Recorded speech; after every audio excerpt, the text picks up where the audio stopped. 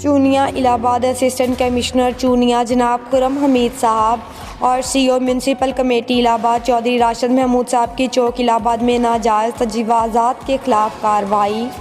Allahabad assistant commissioner Chunian और CO municipal committee Allahabad ने चौक Allahabad, दीपारपुर road, कसूर रोड, चूनिया रोड और कंगन रोड पर नाजायज़ तजवीज़ात के करने वालों के ख़िलाफ़ कार्रवाई करते हुए इनका सामान ज़ब्त कर लिया और कई दुकानें सील कर दी। इस पर ताजिर बरादरी ने रेडी और ठेला लगाने वालों के लिए हदूद मुकर्रर करने और साथ ही साथ अड्डा माफिया के खिलाफ सख्त एक्शन लेने का मुतालबा किया, जो मुसाफिरों और राहगीरों के रास्ते में रुकावट की वजह बन रहे हैं। रिपोर्ट कर रहे थे हमारे सिटी रिपोर्टर अदनान शहजाद, जंग न्यूज़ इलाहाबाद।